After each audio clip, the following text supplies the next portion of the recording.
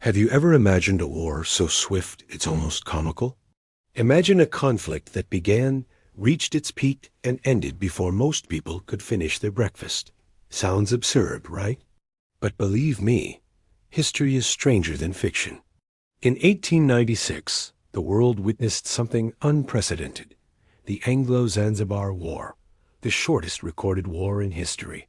It lasted a mere 38 minutes.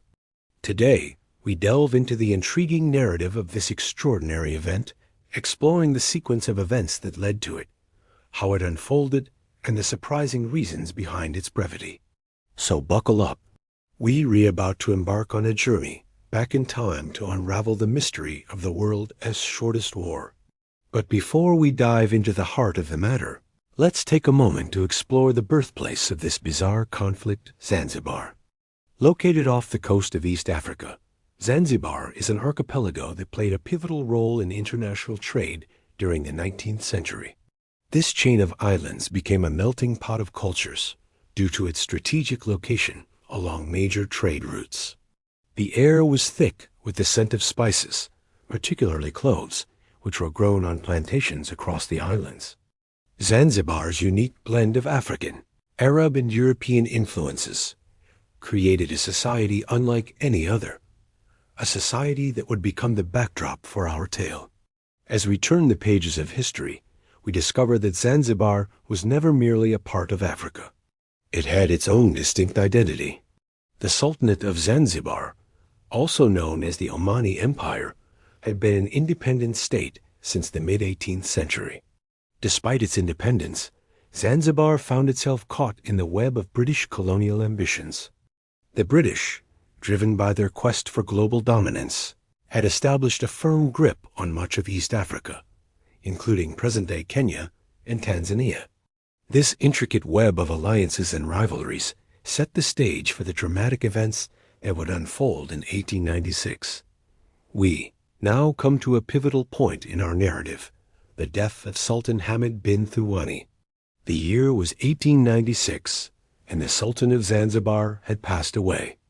Sultan Hamid, who had long maintained a delicate balance between British interests and Zanzibar's sovereignty, was no more. His death left a power vacuum, a void in the leadership that would soon be filled by a man named Khalid bin Bargash. But the British did not approve of this choice. They had their own candidate, Hamoud bin Mohammed, whom they believed would be more pliable to their demands. When Khalid bin Bargash, the Sultan's cousin, seized the throne in what seemed like a well-calculated move, the British saw it as a direct challenge to their authority. Tensions escalated, diplomatic protests were launched, and the situation grew increasingly volatile. As the wheels of conflict began to turn, the British presented an ultimatum demanding that Khalid step down. But he stood firm, choosing to defy British orders, and sparking what would become the Anglo-Zanzibar War. The period leading up to the war was a time of heightened tension and preparations. Both sides took steps to secure their positions and demonstrate their resolve. On one side was Khalid, bolstered by popular support among the local population. He had the backing of influential figures within Zanzibar and commanded the loyalty of the Sultan's guard, numbering around 2,800 men. Though his army was primarily composed of infantry armed with outdated weapons, he had strategically positioned artillery pieces across the city, aiming to inflict maximum damage. On the other side stood the British, confident in their military superiority. Their naval squadron, comprised of 3 cruisers, 2 gunboats, and several smaller vessels, patrolled the waters off Zanzibar, ready to engage. These ships were equipped with powerful cannons capable of devastating the city's defenses. Additionally, the British had a contingent of Marines who were prepared to land and secure strategic points within Zanzibar. In the midst of these preparations, negotiations between the two sides failed to yield a peaceful resolution. The British ultimatum demanding Khalid's abdication was delivered. A deadline was set, and when it became clear that no compromise could be reached, the British decided to act decisively. As dawn broke on August 27, 1896, the British warships, moved into position off the coast of Zanzibar. At precisely 9:02 a.m., the ships opened fire, sending a barrage of shells hurtling towards the Sultan's palace, which served as both his residence and a symbol of his authority. The palace, constructed mainly of wood, was no match for the heavy artillery. Within minutes, it was engulfed in flames, adding a tragic spectacle to the unfolding events. At the same moment, the British warships unleashed their firepower. Khalid's artillery team responded with a volley of their own. However, their outdated cannons could not compete with the British firepower.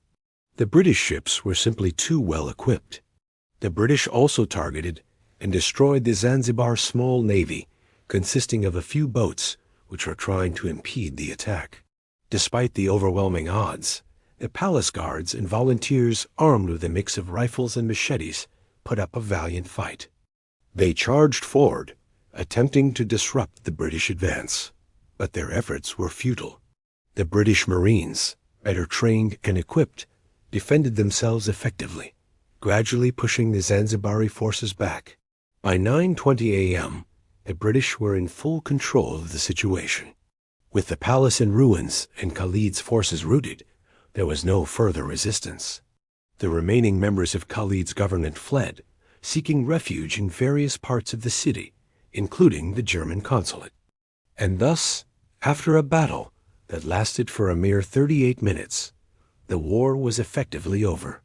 News of the conflict spread rapidly, leaving the world stunned by its brevity. The British celebrated their victory, having successfully established their dominance in Zanzibar. In the aftermath of the conflict, the British raised their candidate, Hamud bin Mohammed, as the new Sultan. This move solidified British influence in the region and set the stage for future events that would shape Zanzibar's history.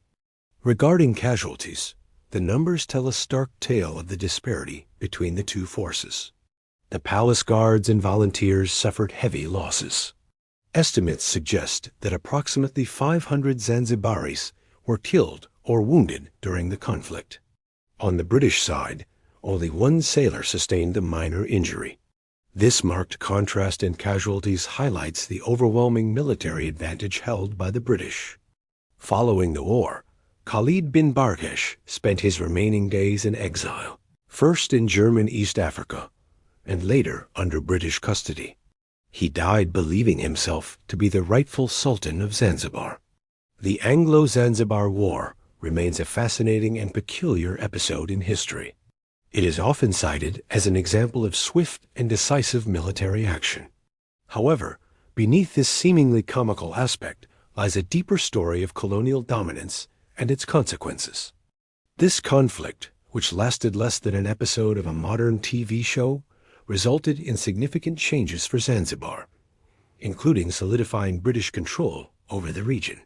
Looking back, the Anglo-Zanzibar War serves as a reminder of the complexities of colonial history and the lasting impact it has had on the world.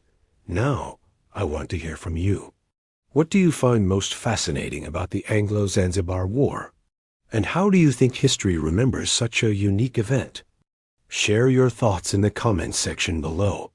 Also, don't forget to like and subscribe for more captivating historical tales. Thanks for joining me on this journey through time. Until next time, keep exploring the past and stay curious.